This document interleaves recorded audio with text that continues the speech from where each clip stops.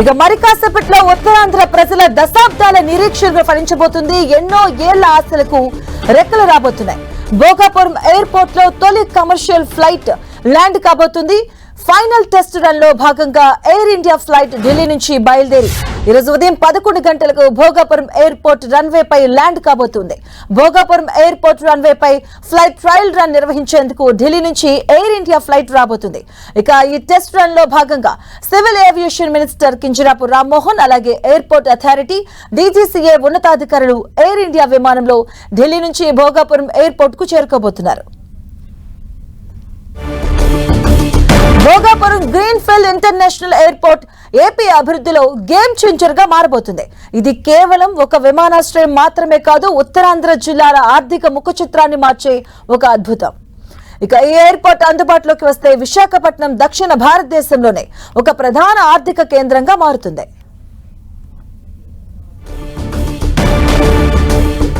ఇదే అంశానికి సంబంధించిన పూర్తి డీటెయిల్స్ మా కరెస్పాండెంట్ జార్జ్ అందిస్తారు. జార్జ్, మరికొద్ది నిమిషాల్లోనే ఉత్తరాంధ్ర వాసుల కలలు సాకారం కాబోతున్నాయి. మొదటి బిజినెస్ ఫ్లైట్ సైతం కూడా మరికొద్ది నిమిషాల్లో ఈ భోగాపురం ఎయిర్పోర్ట్ లో ల్యాండ్ కాబోతుంది. స్వయంగా విమానయాన శాఖ మంత్రి కింజరాపు రామ్మోహన్ నాయుడుతో పాటు ఇటు విమానాశ్రయ అధికారులు అలాగే మంత్రులు సైతం కూడా ఇక్కడికి రానున్నారు. ఇప్పటికే చూసుకున్నట్లయితే గనక ఇటు విజయనగరంకి చెందిన రాజకీయ నేతలు అంతా కూడా ఇప్పటికే ఇక్కడికి చేరుకున్నారు. ఇక్కడ చూసుకున్నట్లయితే గనక ఒక పండుగ వాతావరణం అయితే ఇక్కడ నెలకొందని చెప్పుకోవచ్చు. ఎందుకంటే ఎప్పటి నుంచో కూడా ఉత్తరాంధ్ర వాసులు ఎదురు చూస్తూ ఉన్నారు ఈ కళల సహకారం కోసం. అది ఇప్పుడు నెరవేరబోతూ ఉన్న సందర్భంగా ప్రతి ఒక్కరూ కూడా చాలా ఆనందంగా అయితే వ్యక్తం చేస్తూ ఉన్న పరిస్థితి కనిపిస్తూ ఉంది. వరల్డ్ లోనే 3వ లార్జెస్ట్ రన్వేగా కూడా ఈ భోగాపురం ఎయిర్పోర్ట్ నిలవనుంది. అలాగే అంతేకాకుండా ఈ టెర్మినల్ చూసుకున్నట్లయితే గనక ఒక ఎగిరే చేప ఆకారంలో సైతం కూడా దీన్ని నిర్మించారు. ఎందుకంటే మనం చూడవచ్చు ఇదంతా కూడా ఈ కోస్టల్ ఏరియా కాబట్టి సముద్ర తీర ప్రాంతం. అంతేకాకుండా ఇక్కడ అంతా కూడా మనం ఎక్కువగా ఈ చేపలు వీటిని కూడా మనం వినియోగిస్తూ ఉంటాం కాబట్టి దాన్ని ప్రత్యేకంగా చేసేందుకు కూడా ఈ టెర్మినల్ సైతం కూడా నిర్మించారు. ఈ టెర్మినల్ లో చూసుకున్నట్లయితే కనుక 18 గేట్లను సైతం కూడా ఏర్పాటు చేశారు. పూర్తిగా కూడా అంతా అత్యాధునిక టెక్నాలజీతో సెన్సార్లు సైతం కూడా ఏర్పాటు చేయడం జరిగింది. ఇక ఈ ప్రత్యేకతలు చూసుకున్నట్లయితే గనక ఈ విమానాశ్రయంలో ఒకేసారి 300 విమానాలు దిగే సదుపాయాలు కూడా కల్పించారు. అంతర్జాతీయ బిడ్స్ ద్వారా ప్రపంచ స్థాయి ప్రమాణాలతో విమానాశ్రయం నిర్మాణం చేపట్టడం జరిగింది. ముఖ్యంగా ప్రపంచంలోనే అతిపెద్ద విమానాలైన ఎయిర్ బస్ A380 అలాగే బోయింగ్ 747 వంటి భారీ విమానాలు కూడా సులభంగా ల్యాండ్ అయ్యే విధంగా ఈ రన్వేని సైతం కూడా డిజైన్ చేశారు. ఇక ప్రయాణికుల సామర్థ్యానికి చూసుకున్నట్లయితే గనక తొలి దశలో ప్రతి ఏడాది 60 లక్షల మంది ప్రయాణికులు ప్రయాణించగల సామర్థ్యం ఉన్న టెర్మినల్ సైతం కూడా నిర్మించారు. అంతేకాకుండా ఇది విశాఖపట్నం, విజయనగరం, శ్రీకాకుళం జిల్లా ప్రజలకు సైతం కూడా ఇది ఎక్కువగా ఉపయోగపడనుంది. భవిష్యత్తులో ప్రయాణికుల సంఖ్య మరింత పెరిగే అవకాశాలను దృష్టిలో ఉంచుకొని విస్తరణకు సైతం కూడా ప్రణాళికలు సైతం కూడా సిద్ధంగా ఉంచారు. ఇక భోగాపురం అంతర్జాతీయ విమానాశ్రయం తొలి దశ నిర్మాణానికి 4,592 కోట్లు వ్యయం కేటాయించినట్లు ఇప్పటికే విమాన శాఖ కూడా తెలపడం జరిగింది. భోగాపురం నుంచి విశాఖపట్నం చేరుకోవడానికి 3 ప్రధాన రహదారి మార్గాలు సిద్ధం చేయడం వల్ల ప్రయాణికుల రాకపోకలు సైతం కూడా మరింత సులభంగా కానున్నాయి.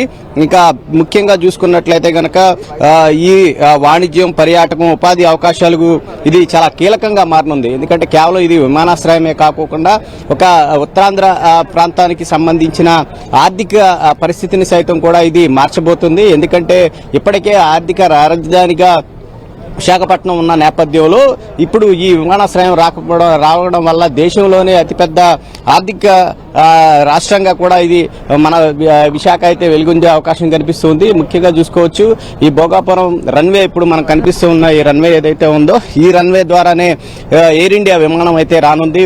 ఇక్కడ స్వాగతం పలికేందుకు సైతం కూడా నాయకులంతా కూడా ఇప్పటికే చేరుకున్నారు. ఇక్కడికి వచ్చిన తరువాత ఈ రన్వే ద్వారానే కింజరాపు రామ్మోహన్ నాయుడు విమానశాఖ మంత్రి, కేంద్ర విమానశాఖ మంత్రి సైతం కూడా వస్తూ ఉన్నారు. ముఖ్యంగా చూసుకోవచ్చు ఈ రన్వే చూసుకున్నట్లయితే గనక దేశంలోనే 3వ స్థానానికి సంబంధించి, ఎందుకంటే అత్యంత పొడవైన రన్వేగా దేశంలోనే 3వదిగా దీన్ని గుర్తించారు. ఇప్పటికే చూసుకున్నట్లయితే గనక మరికొద్ది నిమిషాల్లోనే ఇక్కడికి ఏదైతే కింజరాపు రామ్మోహన్ నాయుడు రానున్నారు. ఉత్తరాంధ్ర వాసులు ఎప్పటి నుంచో కూడా ఎదురు చూస్తూ ఉన్న ఈ చిరకాల కళ సాకారం కాబోతుంది. 2700 ఎకరాలు దీనికోసం సేకరించడం జరిగింది. 2200 ఎకరాల్లో నిర్మించారు. భవిష్యత్ అవసరాల కోసం 500 ఎకరాలు కూడా ఉంచడం జరిగింది. మొత్తం మీద మరికొద్ది నిమిషాల్లో ఈ ఫ్లైట్ ల్యాండ్ కాబోవడంతో ఉత్తరాంధ్ర వాసులు ఆనందాన్ని అయితే వ్యక్తం చేస్తున్న పరిస్థితి అయితే నెలకొని ఉంది. జార్జ్, అంటే ఇప్పటి వరకు ఈ ఎయిర్పోర్ట్ కి సంబంధించి ఎంత శాతం వరకు పనులు పూర్తయ్యాయి?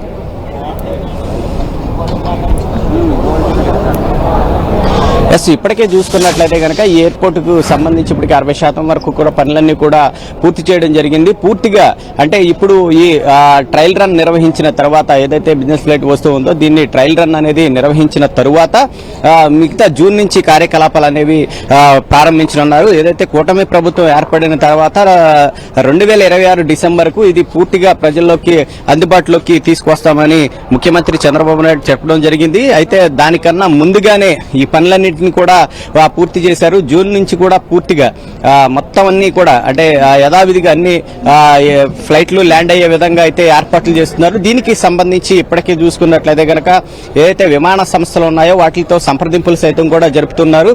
ఆయా విమాన సంస్థలతో సంప్రదింపులు జరిపిన తర్వాత జూన్ నుంచే ఈ విమాన రాకపోకలు అనేవి చేసేందుకు ఏర్పాట్లు చేస్తూ ఉన్నారు. జూన్ నాటికి మొత్తం 100% పనులు అనేవి పూర్తి చేసేందుకు అయితే అధికారులు సిద్ధం చేశారు. ఇప్పటికే టెర్మినల్ కు సంబంధించి చూసుకున్నట్లయితే కనుక 18 గేట్లను సైతం కూడా పూర్తిగా సెన్సార్ తో ఏర్పాటు చేయడం జరిగింది. ఆ 18 గేట్లు సైతం కూడా ఇప్పటికే పూర్తయిన నేపథ్యంలో చెక్కింగ్ కు సంబంధించి చాలా ఫాస్ట్ గా చెక్కింగ్ అయ్యే విధంగా అయితే ఏర్పాట్లు చేయడం జరిగింది.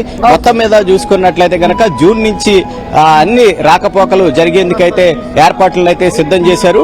డిసెంబర్ నాటికి దీన్ని పూర్తి చేస్తా ఉన్నప్పటికీ కూడా కూటమి ప్రభుత్వం ఛాలెంజింగ్ గా తీసుకొని దాన్ని ముందుగానే ఏర్పాట్లు అనేవి సిద్ధం చేయడం పట్ల అయితే ఇక్కడున్న ఉత్తరాంధ్ర వాసులు సైతం కూడా ఆనందాన్ని వ్యక్తం చేస్తున్న పరిస్థితి అయితే నెలకొని ఉంది. Right, thank you George.